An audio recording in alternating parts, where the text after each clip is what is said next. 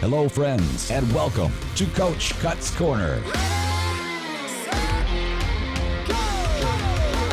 Streaming bright from Michigan's capital city, this podcast is dedicated to helping you better understand the who, the what, and the why of mental performance, personal growth, and Lansing Stars baseball. Coach Cut's Corner, brought to you by Eyewash. In collaboration with Lansing Community College. And now here's your host, Stephen Cutter. Welcome back to Coach Cut's Corner. Today I'm joined in studio by Stars baseball assistant coach Elijah Boyer and special guest Stars baseball player and the kid known as the coach's kid, Alec Cutter. Today we'll be covering Alec's journey and what it's like playing college baseball with your dad on the front step of the dugout. That's definitely a little bit uncommon.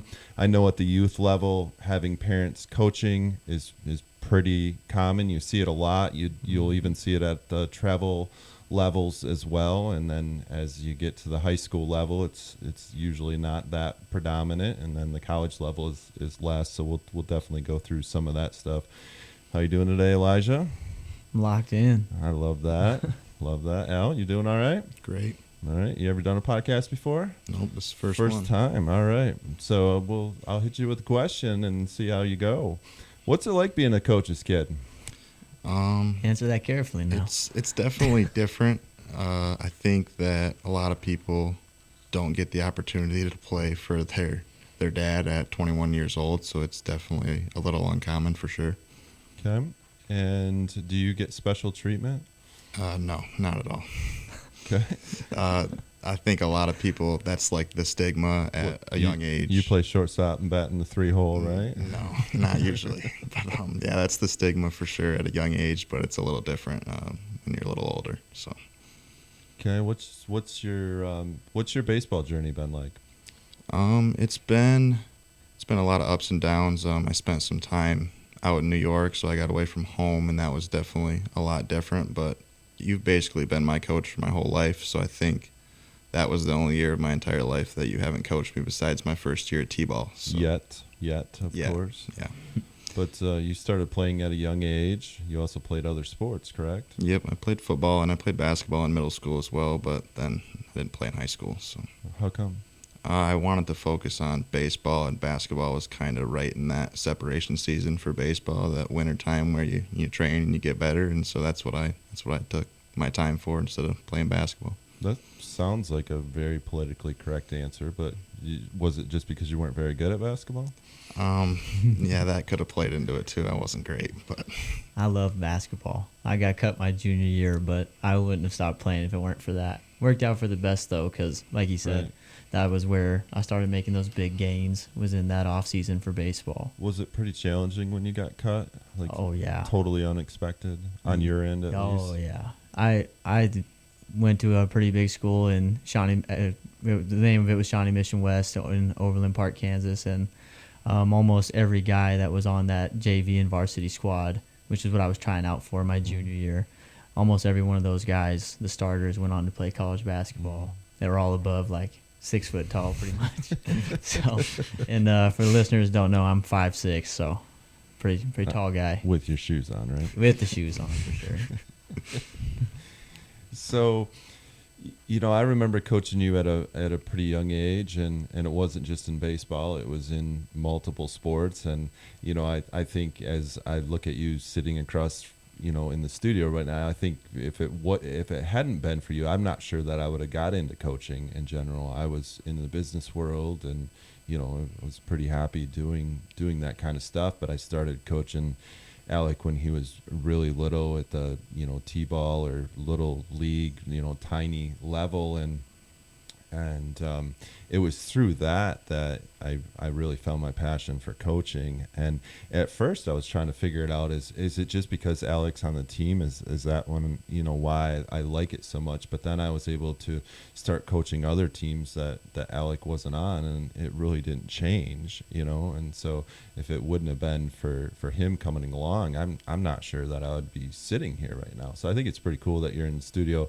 I also think it's really unique because in the situation that you're in, you're sometimes you're in a tough spot because you'll have probably have teammates throughout the years that maybe don't want to tell you something because they're afraid that it's going to get back to, the coaching staff. And then you have other people that think that you get special treatment. And then you have families and parents. We've lost friends through the years because of coaching. It's pretty crazy. So you started really young, and then you didn't necessarily transition to just baseball until college.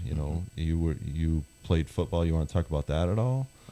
Yeah, football was definitely my second favorite sport. You started playing that one. I think we got you in that when you were about five or Mom so? made me play soccer when I was 3 because that was the first sport I ever played. And then when I turned 4, that's when they would allow me to play football. Sort of. I think you had to be 5, but we got you in. Yeah, that didn't go well. I remember being scared to death of absolutely everything. I peed myself at practice a couple times. I remember. Yeah, Mom was not very happy with that. So, so you played football from a really young age, but then you didn't necessarily love it, at least starting out. For obvious reasons, you were very little, and that's still a contact sport. It wasn't like it was flag football or anything. But then you kept playing, right? Yeah. I think the first year I really enjoyed football was actually the year that you coached me. It would have been Dynamites, and I got to play quarterback for the first time in my life. Right? And Shortstop, 3-hole, quarterback. Yep. Yeah, that was definitely like a memorable year because I still remember scoring my first touchdown and being like, oh, this is kind of fun, because I had never gotten the ball before when I was playing football, because I was always a lineman or a tight end or something that would just block. And then you went to high school, and we had moved at that point, and you weren't sure if you were going to play, and then kind of what happened there? I did not want to go to the first practice. I didn't know anybody besides Charlie. Which was your freshman year, right? Yeah, that was my freshman year. And, I didn't know anybody. I was scared, and I basically said that I was going to just focus on baseball, and I was going to not play football. And you made me go to the first practice, and I definitely don't regret that at all. So I had a good 4 years of football, or 3.5, pretty much, I guess. Why 3.5? I broke my collarbone in the homecoming game senior year. So what was that like? It was hard for sure. It took away a lot of time from basically anything. I remember it's still like a bad dream sleeping in that recliner. It was terrible.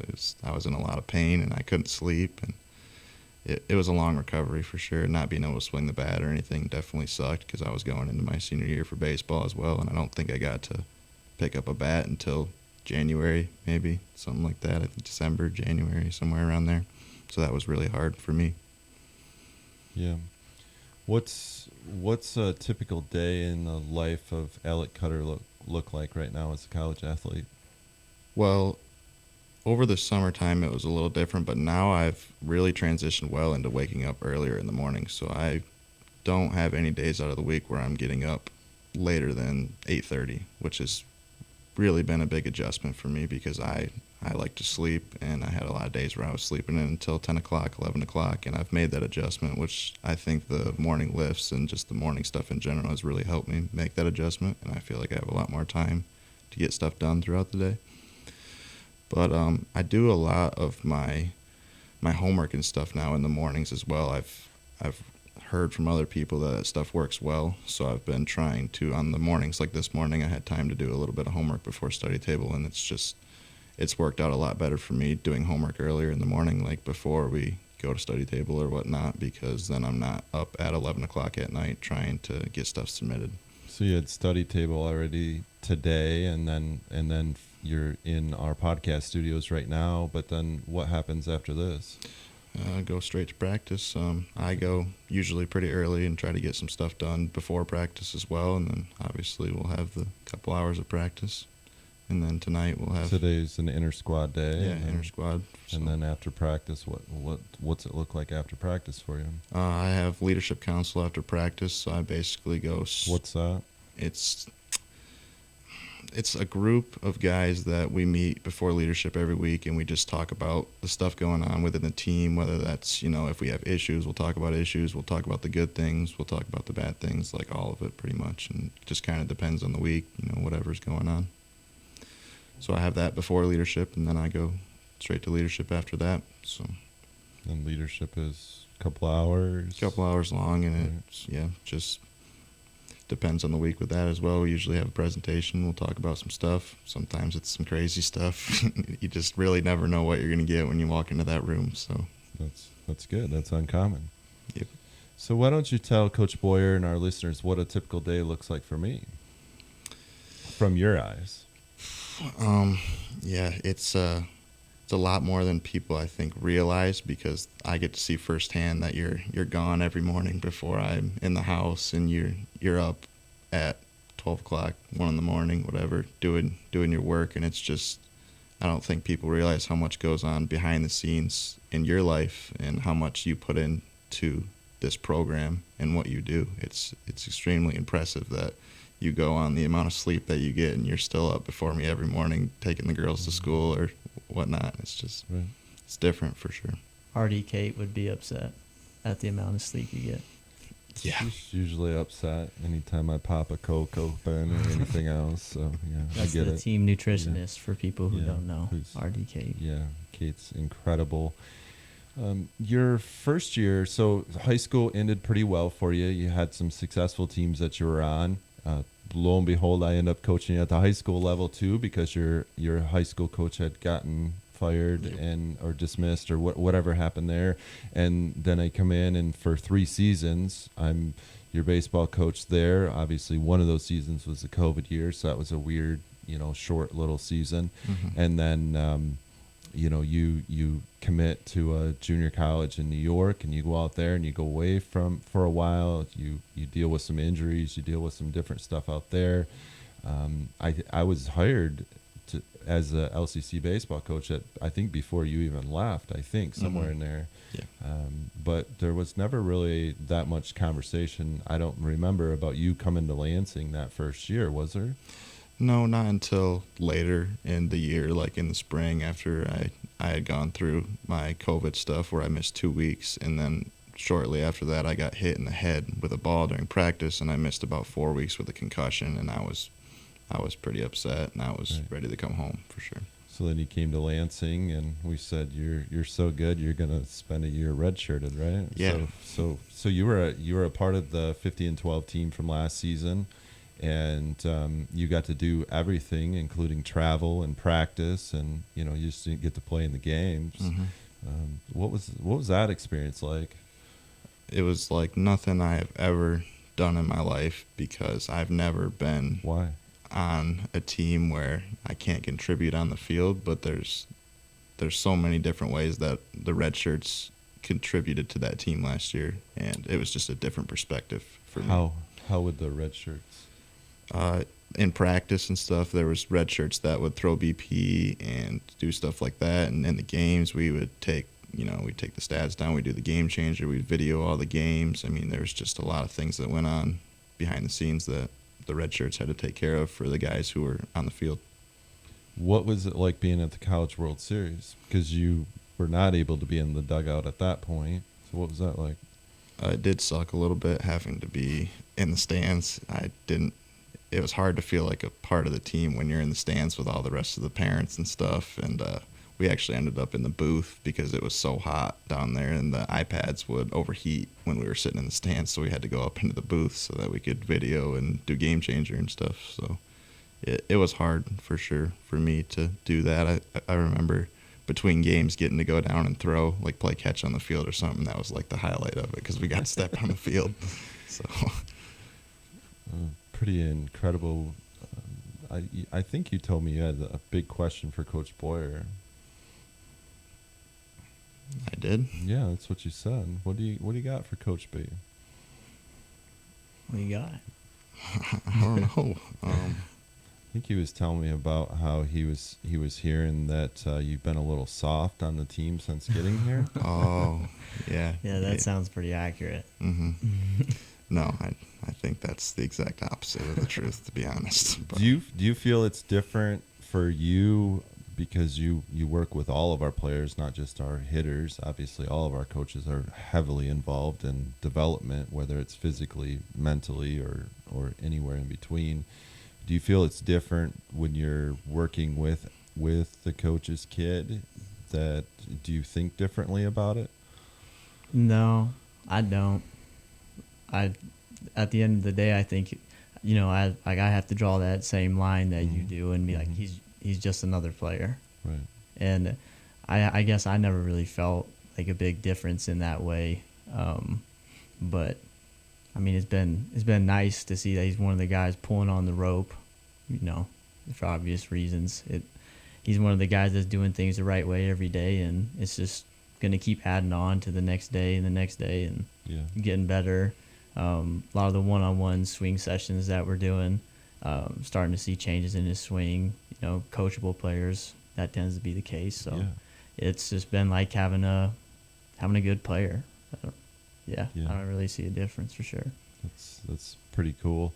Do you feel like in general when we're working with players, whether it's a coach's son or anybody else, that when you're in really good environments, you have a lot of people that are just really bought into whatever you're saying? I mean, I'm sure, coming from Driveline, you experience that too, because that's a top facility in the country, and people don't go there typically just to go there, and they're going there because they have a bigger vision, or somebody else has a bigger vision for them, and they need to get better, and they kind of pay attention when you're talking, But if you go and you coach, maybe at the high school level, you're not going to get that from a lot of your players. You will get it, but you're not going to get it from the majority like you will get in really good college programs. But there are some really good high school programs that get it too, but it's just a little bit different. No, that is one huge thing that brought me here was when the Lansing guys were at Driveline. I think there was 6 or 7 of them that came the summer I was interning, and just the way they worked every day, the way that they handled themselves, they were teaching each other, which was the coolest thing. And I remember coming down here, and for the most part, I'd say at least 80% of the hitters have that same feeling as if they came to a facility ready to learn, committed to getting better. So maybe that's why I didn't feel different coaching you, is because there are a lot of guys just like you. Like everybody was the same for the most part, willing to learn and get after it. Yeah. What are some of your goals for moving forward? Because this is the last year of junior college baseball, and you're going to need to make some decisions and move forward. What have you put much thought into that?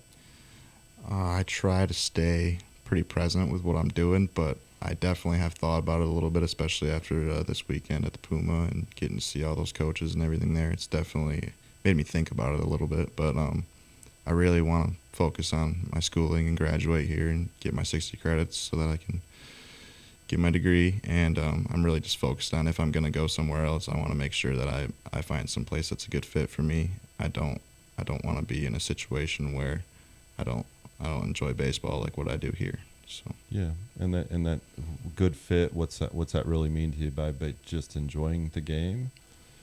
Having a good winning program is very important, obviously, but I think the development side of it and having a growth mindset and a coaching staff that's behind me would be extremely important. Right. Yeah, good stuff. Well, until next time, thank you to our listeners and Elijah and Alec for joining me today in the WLNZ studios. Go Stars!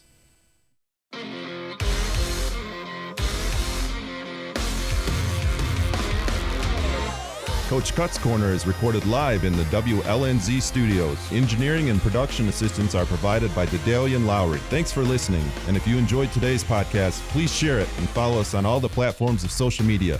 You can find more about our program at lccstars.com, and donations to our baseball program can be made at the same site. See you next time.